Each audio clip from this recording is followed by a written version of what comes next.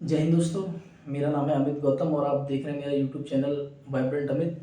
जैसा कि मैंने आप लोगों से वादा किया था कि इस यूट्यूब चैनल पर मैं आपको इससे रिलेटेड वीडियो बनाऊंगा। तो मेरा ये जो चैनल है पर्सनली मतलब जो स्टूडेंट्स कंपटीशन की तैयारी कर रहे हैं उनके लिए है, जैसे कि लिखा हुआ मैंने SSC रेलवे। और आज इस कंपटीशन सीरीज़ में हम शुरू करने जा रहे हैं हमारे एक मैथ्स का टॉपिक जिसका नाम है स्टैटिक्स, जिसको हम लोग हिंदी में बोलते हैं सांख्यिकी, जो कि SSC CGL मेंस जैसा कि मैंने लिखा हुआ स्पेशल रेलवे इन जैसे मतलब कंपटीशन एग्जाम्स होते हैं उनमें बहुत ऐसे क्वेश्चंस आते हैं, दो दो तीन तीन क्वेश्चंस आ रहे हैं। स्पेशली मेंस जैसे पेपर में तो एक क्वेश्चन आ रहा है तो आपके 3 नंबर कम से कम पक्के होने चाहिए। उसी चीज़ों को मैंने ध्यान में रखते हुए ये आज का जो वीडियो है मैं बनाने जा रहा हूँ। तो आप जुड़े रहिएगा मेरे साथ पूरे एंड तक और शांति से वीडियो देखिएगा। और अगर आपको समझ में आता है तो जहाँ आप बैठ कर ये वीडियो देख रहे हैं वहाँ से हाँ ना बोलते रहिएगा, ठीक है। तो दोस्तों स्टैटिक्स जैसा कि कोई बहुत नया टॉपिक नहीं है, जैसे हालांकि SSC CGL में अभी जोड़ा गया है, रेलवे में ये टॉपिक ऑलरेडी आ ही रहा था।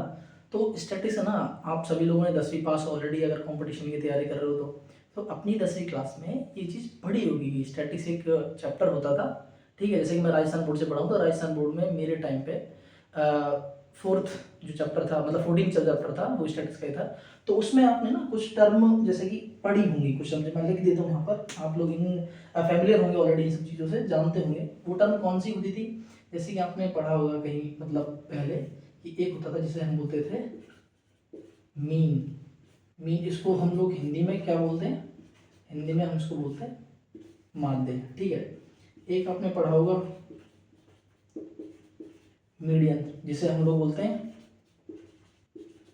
माध्यक, ठीक है दोस्तों। एक आपने पढ़ा होगा जिसको बोलते हैं हम लोग मूड, जिसे हम लोग हिंदी में बोलते हैं बहुलक। ये हमारी बाइलिंगुअल क्लासेस में इंग्लिश और एज वेल एज हिंदी हम दोनों यूज़ करेंगे, जिससे कि ये दोनों ही लैंग्वेज के स्टूडेंट्स के लिए फायदा हो सके इस वीडियो का, ठीक है। एक जो हमारे पास में होता है इसको बोलते हैं हम लोग मीन डेविएशन। अभी खाली मैं आपको ये सिर्फ टर्म लिख रहा हूँ, बाकी मैं आपको ये सारी चीज़ें बाद में एक्सप्लेन करूंगा बाकायदा एग्जांपल के साथ में। मीन डेविएशन जिसको हम बोलते हैं माध्य विचलन, ठीक है। एक होता है अपने पास में जिसे हम लोग बोलते हैं स्टैंडर्ड डेविएशन, जिसे हम लोग हिंदी में बोलते हैं मानक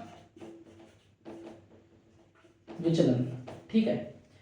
एक जो हमारे पास में होता है उसे हम लोग बोलते हैं दोस्तों रेंज, जिसे हिंदी में बोलते हैं हम लोग परास, ठीक है। या कई बार परिसर भी बोल देते हैं उसका, वैसे वो सेट होता है परिसर बट इसे हम लोग परिसर भी कई बार बोल देते हैं, ठीक है। एक होता है अपना इसके बाद में एक होता है वेरियांस, ठीक है दोस्तों, इसे हम बोलते हैं विसरण। तो ये दो तरीके के ही क्वेश्चंस होंगे, मतलब सॉरी दो तरीके के नहीं, मतलब ये सारे तरीके के क्वेश्चंस होंगे जो दो तरीके से पूछे जाते हैं, ठीक है। अब दो तरीकों से मेरा कहने का मतलब क्या है, दो तरीकों से मेरा कहने का मतलब है दोस्तों कि इसमें एक ग्रुप डेटा होगा और एक अनग्रुप डेटा होगा जिसके क्वेश्चंस हमको करने हैं। अब ग्रुप डेटा अनग्रुप डेटा से कहने का मेरा क्या मतलब है कि एक बार ऐसा हुआ, जैसे मैं आपको बता देता हूँ लिख के, जो ग्रुप डेटा होता है उसमें आपने पढ़ा होगा 10वीं क्लास में कि बारंबारता, संचयी बारंबारता, उस टाइप के फॉर्मूले होते हैं। मीडियन का मोड का जो फॉर्मूला होता है आपने पढ़ा होगा 2f/0, उस टाइप के फॉर्मूला, तो उनसे करते हैं, उनको बोलते हैं ग्रुप डेटा। जिसमें क्या होगा, एक जैसे कि सारणी बनी होगी, ऐसे ऐसे सारणी बनी होगी, कोई CF होगा F होगा, वो निकाल के हम लोग फॉर्मूला लगा रहे हैं समीशन करके वो ऐसा। और जो दूसरा इसमें होता है, जैसे कि कई बार जैसे कॉम्पिटिशन में पूछ लेते हैं, हालांकि पूछते ग्रुप डेटा से भी हैं, पर जैसे कि कंपटीशन एग्जाम में डायरेक्ट सीधा पूछ लेते हैं अनग्रुप डेटा से। अनग्रुप जो डेटा होगा ना वो कैसा डेटा होगा कि वो एक लाइन में लिखा होगा, लिनियर डेटा होगा, कैसा ऐसा लिख के दे देगा आपको 2 4 6 9 11 13 29 समथिंग, मतलब बहुत बड़ा नहीं होगा, 8-7 टर्म होंगी मैक्सिमम होंगी। तो और उन्हीं से उन्हीं डेटा उस डेटा को दे करके आपसे ये सारी टर्म पूछेगा वो जो मैंने अभी बताई थी। कोई मीन पूछ लिया, मीडियन पूछ लिया, ठीक है दोस्तों तो वो सारी चीज़ें रहेंगी। तो मैं आपको धीरे धीरे बारी बारी से एक एक को एक्सप्लेन करूँगा, ध्यान से सुनते रहिएगा। और जैसा कि मैंने पहले कहा, अगर आप वीडियो देख रहे हैं जहाँ भी बैठे हैं तो वहाँ से हाँ ना करता रहिएगा अगर आपको समझ में आ रहा है तो, ठीक है। तो अभी हम बात करते हैं सबसे पहले, ठीक है। ये कुछ इजी टॉपिक्स हैं, मतलब इजी टर्म्स हैं जो मैं थोड़ा धीरे खत्म कर दूंगा, ठीक है। सॉरी, धीरे नहीं, थोड़ा जल्दी खत्म कर दूंगा, ठीक है। आप देखिएगा, सबसे पहले मैं बात करता हूँ फर्स्ट ऑफ ऑल मीन, जिसे हम लोग बोलते हैं माध्य, ठीक है। माध्य होता क्या है और इसको निकालते हैं कैसे, ठीक है, समझिएगा, अभी समझ में आ जाएगा। जब मैं बात कर रहा हूँ ना माध्य निकालने की, यार माध्य बताइए माध्य क्या होता है, तो माध्य का सीधा सा मतलब है कि जिसको माध्य समझ में नहीं आ रहा तो औसत समझ में आता होगा, ठीक है। तो अगर मैं माध्य बोल रहा हूँ ना तो सीधी सी बात है, मैं एक औसत की बात कर रहा हूँ कि जो नंबर है, जो आपको डेटा दिया गया है अनग्रुप डेटा, और ये हम अनग्रुप डेटा के लिए पढ़ रहे हैं पहले, ठीक है, ग्रुप डेटा के लिए बाद में पढ़ेंगे। तो अनग्रुप डेटा में मैं कह रहा हूँ कि अगर आप माध्य बताना है तो आपसे मैं सीधी सी बात कर रहा हूँ, तो आप मेरे को एवरेज बता दो, औसत बता दो दिए गए नंबर्स का, ठीक है। तो इसका एक फॉर्मूला होता है माध्य निकालने का। माध्य निकालने का जो फॉर्मूला है वो क्या है, माध्य निकालने का फॉर्मूला होता है कि हिंदी में बोल दूं, इंग्लिश में लिख रहा हूं मैं, कि सम ऑफ द ऑब्जर्वेशंस, मतलब जो आपको ऑब्जर्वेशन, जो संख्याएं दी गई हैं उनका योग, ये तो हो गया संख्याओं का योग, बटे भाग किससे करना, आपको डिवाइड किससे करना है, नंबर ऑफ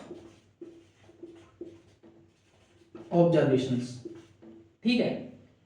मतलब आपको जो भी ऑब्जर्वेशन दे रखा है, जितनी संख्याएं दी गई है अनग्रुप डेटा में, उन सभी को जोड़ना है, जो उनका सम आएगा उस सम को आपको नंबर ऑफ ऑब्जर्वेशन, जितने भी वो नंबर है काउंटिंग में, 5 हैं, 6 हैं, 7 हैं, 8 हैं, जितने भी, उससे आपको डिवाइड कर देना, तो आपका जो मीन है वो निकल के आ जाएगा, ठीक है। तो ये इसका फॉर्मूला हो गया, लिख लेना आप इसको, अपने नोट्स बना रहे हो तो, ठीक है, ये फॉर्मूला हो गया। और हिंदी वालों के लिए मैं दोबारा बोल देता हूँ कि संख्याओं का योग बटे संख्याओं की, मतलब जो दी गई संख्या है टोटल, जितनी भी संख्या दे रखी है ना वो उनका नंबर, ठीक है। अब इस पे का एग्जांपल ले लेते हैं छोटा सा, ठीक है। फॉर्मूला आपको याद रहेगा, मैं इसे हटा रहा हूं,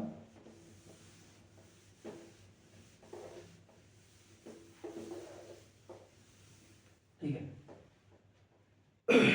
मैं एक एग्जांपल लेता हूं आपको समझाने के लिए, पहले एक छोटा सा एग्जांपल ले रहा हूं, फिर मैं आपको थोड़ा बड़ा एग्जांपल लूंगा। जैसे कि मैं एक अनग्रुप डेटा दे रहा हूँ, मैंने पहले ही बोल दिया था कि अनग्रुप डेटा मतलब एक लाइन में डेटा होगा, उसमें कोई भी टेबल बारंबारता नहीं बनी होगी, ठीक है।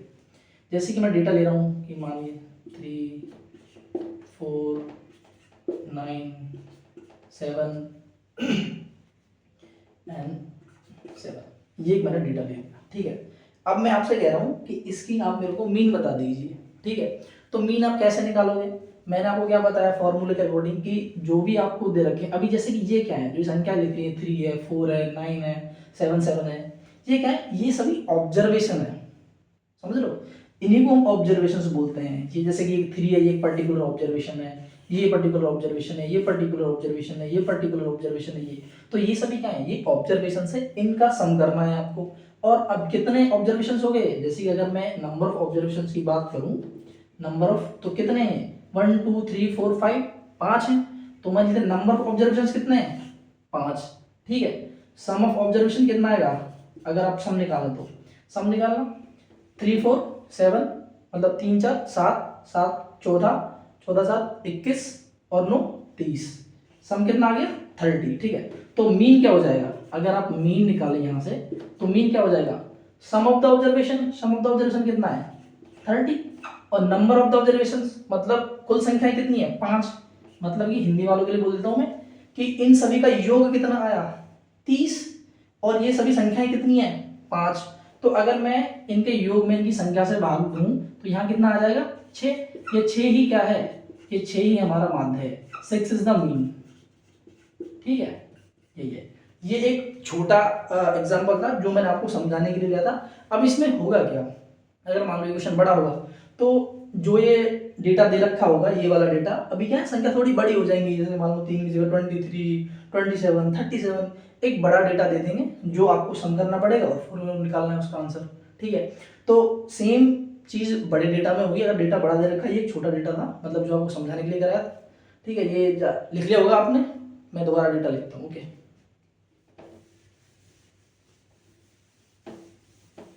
उम्मीद करता हूँ आप सभी लोग समझ पा रहे होंगे सही से। ठीक है, अभी दूसरा एक एग्जांपल ले लेते हैं। ठीक है,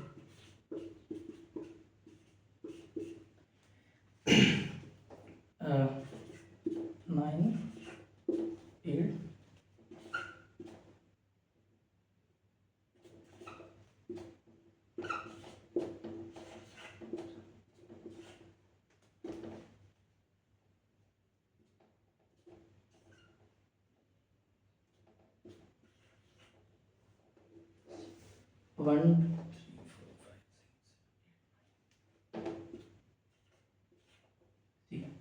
ये एक एग्जांपल ले लिया मैंने। ठीक, ये ऑब्जर्वेशन से। अभी बड़े क्वेश्चंस में ऐसा ही डेटा आता है, जैसे रेलवे क्वेश्चन उठाओगे आप सीजीएल में, अगर देखो क्वेश्चन तो बड़े डेटा में अगर अनग्रुप में है ना तो ऐसा ही होगा। ये तो मैंने बहुत बड़ा डेटा ले लिया, नहीं मैं आपको सीजीएल मेंस का 23 का 22 का पेपर में क्वेश्चन दिखाऊंगा, उसमें बहुत छोटा डेटा दिया हुआ है। ठीक है, तो आप देखिए, अगर मैं आपसे बोलूँ कि इसका मीन निकालिए, तो सबसे पहले आपको क्या करना है, सबसे पहले आपको निकालना है इसका सम, कि भैया इसका योग कितना है। जो ऑब्जर्वेशन दे रखे हैं इनका योग कितना होगा। ठीक है, अब आप योग निकाल लीजिए। 9 8 17, 17 से 23, 4 27, 5 32, 8 40, 10 50, 12 62, 18 80 और 20 100। तो सम ऑफ द ऑब्जर्वेशन कितना रहा? 100, 100। ठीक है, नंबर ऑफ ऑब्जर्वेशन कितना है? नंबर ऑफ ऑब्जर्वेशन कितना होगा भाई? 1 2 3 4 5 6 7 8 9 10। ठीक है, नंबर ऑफ ऑब्जर्वेशन कितना है? 10। तो आपका जो फॉर्मूला है वो क्या कह रहा है कि संख्याओं का योग, योग कितना आया अपने पास में? 100 बटे कुल संख्याएं कितनी है? 10। तो इससे 10 से क्या कर दिया आपने? डिवाइड, 0 से 0 खत्म, बराबर में क्या है? 10। अब ये 10 है, यही इसका क्या आ गया भाई? यही इसका मीन है। इसी को हम क्या बोलते हैं? माध्य है। ठीक है, यही है। ऐसे ही सवाल आएंगे, ऐसे ही करने आपको, मैंने 2 एग्जांपल से आपको समझा दिया। बाकी अब आप अनग्रुप डेटा की कोई भी बुक, मतलब कोई भी बुक उठाओ जो भी कंपटीशन की, और जिसमें अनग्रुप डेटा दे रखा हो और जहां मीन पूछा गया हो, ठीक है, तो आप ये फॉर्मूला लगाना, इसी टाइप से आपके सारे क्वेश्चन सॉल्व हो जाएंगे। अगर नहीं होते तो मुझे कमेंट में लिख देना कि भाई ये क्वेश्चन मुझसे नहीं हो रहा, अनग्रुप डेटा का मैंने मीन निकालना चाहा और अनग्रुप डेटा का मीन नहीं निकला, तो आप मुझे कमेंट में बता देना। ठीक है, ये हो गई, समझ गए होंगे आप। ठीक है, तो अभी हम आगे बढ़ते हैं। ठीक है, अभी हम बात करते हैं मीडियन की। मतलब आपको इसमें ना ध्यान बस यही रखना है कि जो डेटा दिया गया है उसका सम करना है। ठीक है, और बाकी जो नंबर ऑफ ऑब्जर्वर जितनी भी संख्या दे रखी है उससे उसको क्या कर देना है? डिवाइड कर देना। तो आपका जो माध्य है मीन निकल के आ जाएगा। ठीक है दोस्तों, अभी हम लोग आगे चलते हैं और आगे हम लोग बात करने वाले हैं अभी मीडियन की।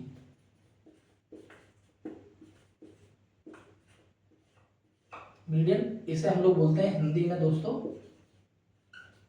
या तो माध्यक, ठीक है, या माध्यिका। जैसा कि इसके नाम से ही पता लग रहा है कि माध्यक माध्यिका मतलब कुछ बीच वाले की बात हो रही है, लगभग ऐसा लग रहा है। ठीक है, वैसा ही है। तो इसमें ना जब हम मीडियन की बात करेंगे ना तो इसमें ना 2 तरीके से पूछे जाते हैं क्वेश्चंस। मतलब कैसा कि डेटा अनग्रुप तो होगा और ग्रुप में भी पूछा जाएगा। तो अभी हम बात करें अनग्रुप की, तो अनग्रुप में भी ना 2 तरीके से रहेंगे। कैसे कि पहला तो ये रहेगा कि जो ऑब्जर्वेशन है हमारे, जितनी भी ऑब्जर्वेशन है जो हमने लिखे हैं ऑब्जर्वेशन, या जो क्वेश्चन हमसे पूछा जाएगा, उसमें रहेगा कि जो नंबर ऑफ ऑब्जर्वेशन है, ठीक है, नंबर ऑफ ऑब्जर्वेशन है हमारे, ये जो संख्या हमको दे रखी होंगी वो 2 तरीके से होंगी। पहली कि वो इवन हो,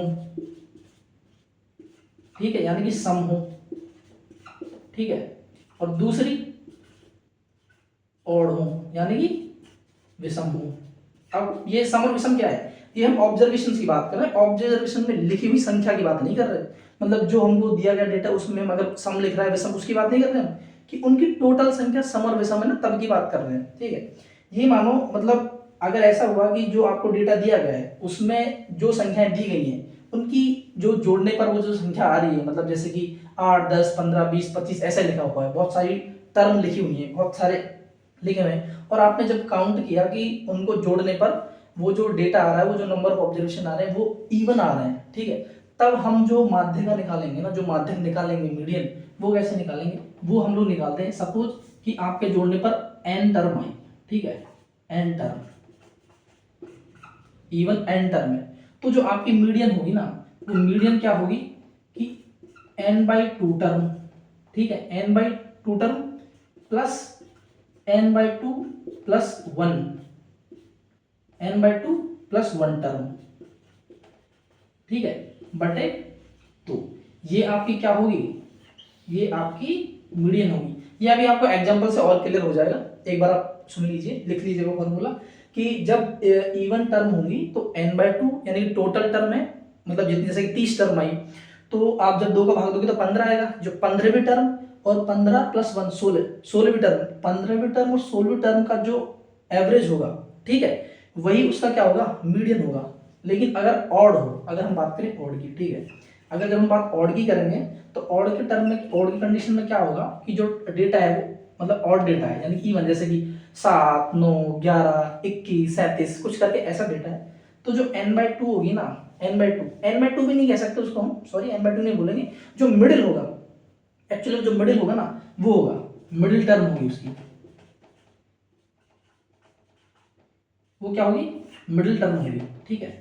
जैसे कि मानो 21 है, 21 टर्म है, ऐसे लिखी हुई है भैया, 2 8 10 15 ऐसे करके 21 टर्म लिखी हुई है, तो 10 इधर वाले 10 इधर वाले, जो बीच का ये टर्म होगा ना, ये 11वां टर्म, इधर से भी 11वां और उधर से भी 11वां, यही इसका क्या होगा, यही इसकी मीडियन होगी। लेकिन अब इसमें क्या कंडीशन है, इसमें जो आपको समझनी, वो कौन सी है कि जो भी आपको डेटा दे रखा है, ठीक है, ये लिख लिए होंगे आपने, ठीक है, ये मैं बता रहा हूँ, जो भी आपको डेटा दे रखा है, अनग्रुप डेटा, जो भी आपको डेटा दे रखा है, उस डेटा को आपको ना असेंडिंग ऑर्डर यानी आरोही क्रम में पहले सेट करना पड़ेगा, ठीक है।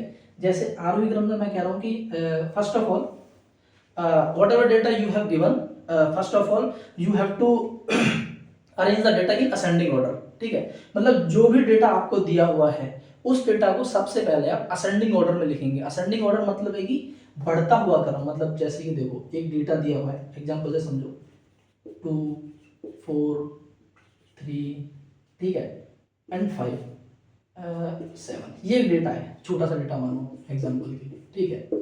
तो दोनों ही कर लेते हैं, दोनों तरीके से कर लेंगे। ये इधर मैं डेटा लिख देता हूँ 4 3 1 5, ये डेटा लिख देना, ठीक है।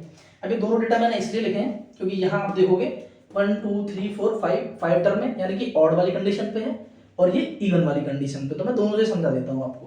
सबसे पहले मैंने आपको क्या बोला कि सबसे पहले जो भी आपको डेटा दे रखा है मीडियन वाले केस में और अनग्रुप डेटा है, आई समझना, तो आपको क्या करना है, सबसे पहले इस डेटा को असेंडिंग ऑर्डर में लिखना। असेंडिंग ऑर्डर मतलब है कि बढ़ता हुआ क्रम, असेंडिंग ऑर्डर मतलब increasing order, you got my point, ठीक है। अब कैसे लिखेंगे कि सबसे पहले सबसे छोटा किस कौन सा है 2, फिर आएगा 3, फिर आएगा 4, देन आएगा 5, देन आएगा 7। अब ये जो डेटा है ये अरेंज डेटा है, ये असेंडिंग ऑर्डर में अरेंज डेटा है। अगर आप अब इसकी मीडियन निकालोगे तो आपको पता है, जब भी कभी मैंने आपको ऑलरेडी बता दिया था कि जब भी अनग्रुप डेटा हो, मीडियन पूछा गया हो, आपने अरेंज कर लिया है आरोही क्रम असेंडिंग ऑर्डर में, तो जो उसकी मीडियन होगी ना वो हमेशा बीच वाली टर्म होगी। बीच वाली टर्म का मतलब क्या है, ये टोटल टर्म कितनी है 5, देखिए 1 2 3 4 5, 5 टर्म है, तो 2 टर्म इधर वाली, 2 टर्म इधर वाली, ये जो बीच वाली टर्म है ना 4, यही इसकी क्या है, यही इसकी मीडियन है, ठीक है। तो मीडियन क्या आ गई इसकी 4, ये इसका आंसर हो गया, ठीक है। ये ऐसे ही करना है आपको, आई समझ में, आगे हो गया क्वेश्चन समझ में कि भाई आपको सबसे पहले डेटा अरेंज कर लेना है, ठीक है, असेंडिंग ऑर्डर में आरोही क्रम में बढ़ते हुए क्रम में अरेंज कर लिया। फिर आपने टर्म गिन ली, भाई टर्म कितनी है 5 है, यानी ऑड है, विषम संख्या है, तो पता है जो बीच वाली टर्म होगी अरेंज करने के बाद में वही मीडियन होगी, तो आपने निकाल लिया 4, इसकी क्या हो गई, ये इसकी मीडियन है, ठीक है। अब हम थोड़ा बात कर लेते हैं इसके केस में, इवन वाले केस में, ठीक है। जब कभी भी इवन नंबर हो, जैसे कि आपने इनको काउंट किया होगा तो 1 2 3 4, 4 क्या है, इवन नंबर है अपना, यानी सम संख्या है, 4 एक सम संख्या है ना, इतना तो आता ही होगा आपको सम विषम, ये एक सम संख्या है। जब भी कभी सम संख्या हो तो सम संख्या वाली कंडीशन बाद में, पहले कौन सी कंडीशन लगेगी कि सबसे पहले आप जो डेटा दे रखा है उस डेटा को असेंडिंग ऑर्डर में करो, ठीक है। तो असेंडिंग ऑर्डर में कैसे करेंगे इसको, वही अपना बढ़ता हुआ क्रम, इंक्रीजिंग ऑर्डर, पहले आएगा 1, फिर 3, फिर 4, फिर 5, ये क्या होगा, ये असेंडिंग ऑर्डर हो गया, ठीक है। तो डेटा आपका सेट होगा किस चीज के लिए, जो हमारा क्वेश्चन दे रखा है उसको सॉल्व करने के लिए। भाई अब इसका हम क्वेश्चन कर सकते हैं, ठीक है। आपको पता है कि जब भी इवन टर्म दे रखी है और डेटा आपने अरेंज कर लिया, तो आपको जब वो निकालनी है, क्या निकालनी है, मीडियन निकालनी है, तो आपको पता है कि n/2, n का मतलब है टोटल टर्म, तो n बराबर कितना है, 4 है, क्योंकि 1 2 3 4 4 टर्म है, तो 4, तो मैंने बोला था n/2, n/2 4/2 करेंगे तो कितना आएगा 2, तो ये सेकंड वाली टर्म है 3, ठीक है, एंड n/2 + 1 यानी 2 + 1 एक 3, यानी कि जो तीसरी टर्म हो गया अपनी, तीसरी टर्म कौन सी होगी, ये 4, इन दोनों का जो एवरेज होगा 3 + 4/2, अब ये कितना आएगा 7/2 बराबर में 3.5, सॉरी 3.5 ना, 3.5। अब जो ये 3.5 है ना, 3.5 यही इसकी क्या है, मीडियन है। बस इवन वाले केस में आपको समझना है कि भाई जो इवन वाला केस दे रखा है उसमें हमको क्या करना है, बीच वाली 2 टर्म पकड़नी है। सपोज कि अभी तो 4 टर्म ही, खाली 4 ही टर्म है, तो ये छोटा डेटा था, सपोज मानो कि 28 टर्म होती, ठीक है, तो आपको करना क्या था, जब उसमें आप 2 का भाग देते 28 में तो 14 आता, ठीक है, तो आपको जो 14वीं टर्म और 15वीं टर्म वो डायरेक्ट आपको पता लग जाती है, 14वीं टर्म और जो 15वीं टर्म है उसको जो एवरेज होगा वही उसकी मीडियन होगी। बस बशर्ते करना क्या है आपको कि उसको सबसे पहले असेंडिंग ऑर्डर में सेट कर लेना, ठीक है, आ गया समझ में। और एग्जांपल ले लेते हैं एक और। ये हमारी मीडियन हो गई अनग्रुप डेटा की। कोई दिक्कत हो तो कमेंट में बता दीजिएगा आप, अगर स्पीड ज़्यादा लग रही हो या सवाल थोड़े कम समझ में आ रहा हो तो आप जो भी हो मुझे आप कमेंट सेक्शन में बता दीजिएगा, ठीक है। अभी एक डेटा ले लेते हैं, ठीक है, जैसे कि मैं एक डेटा ले रहा हूँ 5 6 7 11 12 15 एंड 13, ये एक डेटा ले लिया मैंने, ठीक है। अब मैं कह रहा हूँ आप इसकी मीडियन निकालो, ठीक है, तो आपको पता है कि भाई मीडियन निकालने के लिए सबसे पहले तो हम जो भी हमें डेटा दे रखा है उसको हम क्या करेंगे, असेंडिंग ऑर्डर में करेंगे, बढ़ते हुए क्रम में करेंगे, ठीक है। तो जब इसका आप असेंडिंग ऑर्डर करोगे तो असेंडिंग ऑर्डर कैसे करोगे कि सबसे पहले लिखोगे 5 then 6 then 7 then 11 then 13 then 15, ठीक है। तो ये क्या हो गया, ये इसका एक असेंडिंग ऑर्डर हो गया, आपने लिख लिया कि भाई असेंडिंग ऑर्डर लिख लिया। अब सेकंड जो आपकी जो रहेगी, अभी क्या जैसे जब आप एग्जाम देने जाओगे ना, जब आप एग्जाम करोगे तो आप प्रैक्टिस इतनी कर लोगे ना, आपको तुरंत समझ में आ जाएगी, पलक झपकते ही आपकी चीज पकड़ने लग जाओगे, यार इतने डर में ये ऐसे होगा, ये आंसर होगा, समझ रहे हो, बहुत ज्यादा टाइम नहीं लगेगा। मैं सिर्फ आपको समझाने के लिए धीरे धीरे बता रहा हूँ ये चीजें, बाकी जब स्पीडी प्रोसेस में आती हैं, आदमी प्रैक्टिस करता है, तब आपको ये सारी चीजें सही से समझ में आने लग जाएंगी, ठीक है। तो देखिए 1 2 3 4 5 6 टर्म है, तो आपको पता है कि भाई जब 6 टर्म है तो इवन हो गई, तो आपको भी पता है कि 6/2 यानी कि तीसरी टर्म कौन सी है, ये 7, और 3 + में 1 4, चौथी टर्म कौन सी है अपनी, ये 4th term. And you very well when data we have given when in even number, तो you know very well कि how to calculate the median, you have to divide by 2 total numbers, मतलब total observation divided by 2, these are the 6 observations, when you divide by 2 तो 3, तो third term and fourth term, मतलब the average of third term and the fourth term will be the median of the data, ठीक है। तो मैं क्या कह रहा हूँ कि जब आपको पता है कि ये इवन नंबर का डेटा दिया गया है, तो आपको पता है कि भाई जब 2 का भाग देंगे इस 6 वाले डेटा में, तो जो तीसरी टर्म होगी और जो चौथी टर्म होगी उन दोनों में एवरेज ही क्या होगी, मीडियन होगी, ओके भाई। तो ये 7 + 11/2, ठीक है, /2, तो ये क्या आ जाएगा अपना भैया 9, ठीक है। तो यही इसकी क्या है भाई, मीडियन है। ये एक अनग्रुप डेटा की बात कर रहे हैं हम लोग, ठीक है। अभी आप लोग ऑड का एग्जांपल लेंगे तो मुझे लगता है कि एक और एग्जांपल से आपको समझाने की जरूरत है। ऑड में कुछ मत करिएगा, आप मान लो इसमें से एक हटा दिया तो बस इसका निकाल लेना अरेंज करके, मान लो ये आपने हटा देते, अगर इसको हटा देते यहाँ से तो अभी से क्या बन जाती, तो आपको पता है कि अभी ऑड डेटा बन गया, 5 टर्म रह गई, ओनली 5 टर्म है, तो जो 7 होता ओनली यही इसकी क्या हो जाता है, क्योंकि 2 इधर 2 इधर एंड 2 इधर, ठीक है। तो this is the mid term 7, ये क्या हो जाती है, मीडियन हो जाती है अगर ये 5 टर्म होती है, ठीक है। तो दोस्तों उम्मीद है कि आप लोग यहाँ तक समझ गए होंगे। आगे अभी हम एक टॉपिक की और बात कर लेते हैं इसी में, ठीक है, कंटिन्यू करते हुए। तो ये आप जब प्रैक्टिस करते रहोगे ना छोटी छोटी, तब आपको समझ में आएंगी। जैसे कि आप एसएससी सीजीएल मेंस में भी आपको ऐसे क्वेश्चन, मतलब छोटे क्वेश्चन ना मिले और मे भी मिल भी जाएंगे, लेकिन जब रेलवे के पेपर उठाओगे ना, ठीक है, तो रेलवे ने बहुत भर भर के पूछे हुए हैं ऐसे क्वेश्चन, ठीक है। एसएससी सीजीएल के लिए अभी हमें थोड़ा सा अपना स्टैंडर्ड अप करना पड़ेगा, ठीक है। तो अभी जो हम बात करने जा रहे हैं वो हमारा जो तीसरी टर्म है भाई, ठीक है, उसको ध्यान से देखो, उसको हम बोलते हैं मोड, ठीक है। मोड का मतलब क्या है? बहुलक। ठीक है, अब आप इसके नाम से भी समझ सकते हो बहुलक कि मतलब ऐसा कुछ, ऐसा नहीं कहना यूज कर रहा है कि बहुत बार बहुलक, मतलब कि लक बहुत बार लग रहा है किसी आदमी का। ठीक है, तो मतलब है क्या कि कुछ चीजें, बहुलक का सीधा सा मतलब है कि आपको चाहे और डेटा दे रखा हो, चाहे इवन डेटा दे रखा हो, ठीक है, उससे आपको कोई मतलब है नहीं, लेकिन एक चीज से मतलब है कि आपको जो डेटा है वो अरेंज करना पड़ेगा असेंडिंग ऑर्डर में। इसमें ये कंडीशन जरूर है। जैसा कि आप मीडियन में करते आ रहे थे, तो मीडियन में तो क्या था कि भाई ऑड डेटा है, इवन डेटा, तो दोनों तरीके से अलग निकाल पा रहे थे आप। लेकिन इसमें क्या होगा कि आपको ऑड इवन से कोई फर्क नहीं पड़ेगा, लेकिन जो डेटा है वो असेंडिंग ऑर्डर में आपको जरूर करना पड़ेगा। ठीक है, तो इसमें करेंगे हम लोग क्या कि जो डेटा है फर्स्ट ऑफ ऑल है, आपको जो कंडीशन वो लिख रहा हूँ खाली लिखने के लिए कि असेंडिंग ऑर्डर यानी कि बढ़ता हुआ क्रम। इस बढ़ते हुए क्रम में आप अरेंज कर लेना डेटा को। दूसरा क्या होगा, बस ये अरेंज कर दिया ना, इसके बाद में क्या करना है कि जो टर्म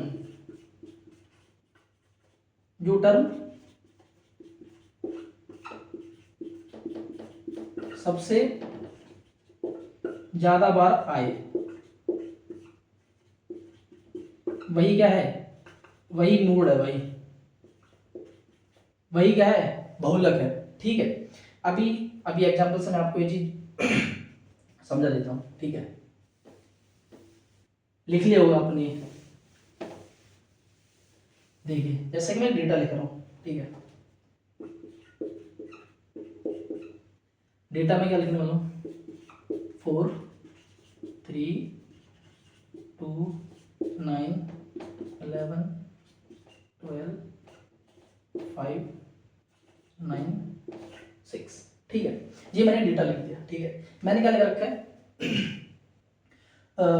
4 3 2 9 11 12 5 9 6 करके एक डेटा लिख दिया। ठीक है, तो आप इसको असेंडिंग ऑर्डर में कर लेते हो तो बहुत अच्छी बात है, जैसे कि मैंने बोला, और अगर नहीं भी कर रहे हो तो कोई दिक्कत होने वाली है नहीं। ठीक है, आपको क्या देखना है बहुलक वाले केस में, मोड वाले केस में, कि जो टर्म सबसे ज्यादा बार आई है। ठीक है, जो भी टर्म, जैसे कि आप इसमें देखो 4 कितनी बार आया है, एक बार। ठीक है, 3 कितनी बार आ रखा है, एक बार। 2 कितनी बार आ रखा है, एक बार। ये 9 है, ये कितनी बार आ रखा है, 2 बार। 11 एक बार, 12 एक बार, 5 एक बार, एंड 6 वन बार। What I am saying in English कि the data the data given to us, in this data what we see, we try to see that which term is repeated many times. ठीक है, यानी कि more than other मतलब जो term है हमारी the data we have given which term is repeated more than other terms. ठीक है, तो वही क्या होगा, वही हमारी क्या होगी, mode, that is called mode. मेरा कहने का मतलब भाई ये है। ठीक है, हिंदी मीडियम वालों अच्छे से समझो, इंग्लिश मीडियम वाले भी समझ गए होंगे बंदे, कि जो डेटा हमें दे रखा है उस डेटा में जो टर्म सबसे ज्यादा बार आएगी, ठीक है, जो भी हमें डेटा दे रखा है उस डेटा में जो टर्म सबसे ज्यादा बार आएगी वही उसकी क्या होगी, वही उसकी मोड होगी, वही उसका क्या होगा, वही उसका बहुलक होगा। ठीक है दोस्तों, तो इसमें सबसे ज्यादा बार क्या है, इसमें सबसे ज्यादा बार आया 9, 9 सबसे ज्यादा, 9 is the number which is repeated 2 times. ठीक है, तो जो 9 है वो कंपेरेटिवली जो अदर नंबर है उनसे ज्यादा बार आया है। ठीक है ना तो जो 9 है ये 2 बार है ना, तो यही इसका क्या होगा भाई, बहुलक हो गया। ये मोड क्या होगा इसका, 9 हो, यही इसका बहुलक। ये अनग्रुप डेटा की बात है, जब ग्रुप डेटा में करेंगे तब हम एक फॉर्मूला यूज करेंगे, वो हम अगली वीडियो में बता देंगे आपको। ठीक है, बाकी यही है, इसमें मोड में कुछ ज्यादा समझने वाली बात नहीं है। कोई भी अनग्रुप डेटा है उसमें जो संख्या सबसे ज्यादा बार आ रही है तो वही उसका क्या है, मोड है। ठीक है भाई, बस अभी आगे एक चीज और समझ लेते हैं हम, थोड़ी सी कंडीशन।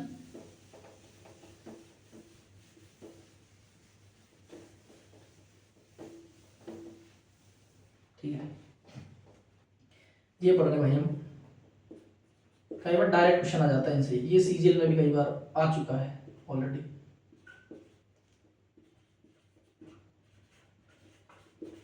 रिलेशन बिटवीन मोड,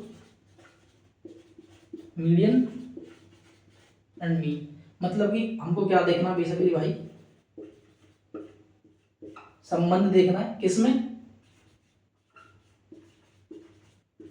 बहुलक,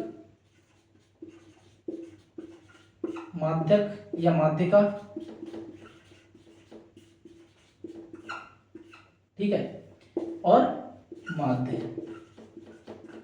इसमें क्या है ना, कई बार संबंध होता है, कई बार ना डेटा दे रखा होगा, ना ग्रुप डेटा ना ग्रुप डेटा, कई बार डायरेक्ट दे रखी होंगी कुछ टर्म और आपको निकालनी पड़ेगी। जैसे अब इसमें क्या रिलेशन क्या होता है, वो होता है भाई, ये फॉर्मूला पे लिख लेना कि mode is equal to 3 into median minus 2 into mean, ठीक है, ये एक फॉर्मूला है, ठीक है। ये मैं हिंदी में भी लिख देता हूं कि बहुलक बराबर 3 गुणा माध्यक माइनस 2 गुणा माध्य, ठीक है, ये एक फॉर्मूला है, ठीक है। मतलब अब इसमें एग्जांपल, एक ही एग्जांपल दूंगा, ठीक है। अब इसमें होगा क्या, जैसे कि आपको माध्यक दे रखा है और माध्य दे रखा है तो बहुलक पूछ लेगा, ठीक है। बहुलक दे रखा होगा, माध्य दे रखा होगा तो माध्य का पूछ लेगा, ठीक वैसा ही है। तो इसमें मैं बता देता हूं आपको कि जैसे कि वो हमसे कह रहा है कि भैया मोड निकालो, आप मोड बताना आपको मोड क्या है, और उसमें हमको दे रखा है कि जो मीडियन है, मीडियन दे रखी है उसमें हमें 21, ठीक है, और जो मीन है, मीन दे रखा है 10 यानी कि 10। तो अपना जो बहुलक होगा वो क्या हो जाएगा कि बहुलक यानी कि मोड बराबर में 3 गुणा में मीडियन, मीडियन कितनी दे रखी है 21, सॉरी मीडियन दे रखी है 21, ठीक है, माइनस क्या करना है अपने को 2 इंटू मीन, तो मीन कितना है 10, तो ये कितना हो गया 10। तब इसको आप वो सॉल्व करोगे तो 21 इंटू 3 63, 21 गुणा 3 63, माइनस 2 गुणा 10 20, 2 इंटू 10 इंटू 20, सॉरी अब ये क्या आएगा 43, दिस इज द आंसर। यही आपका क्या है उत्तर, और यही क्या है भैया इस सवाल का बहुलक, ठीक है। तो ठीक ऐसे ही सवाल आएंगे, ये एक बेसिक चीज थी जो इस स्टैटिक्स टॉपिक के अंदर है, जो आपको रेलवे में क्वेश्चन मिल जाएंगे, एसएससी में भी क्वेश्चंस मिल जाएंगे इनके ऊपर।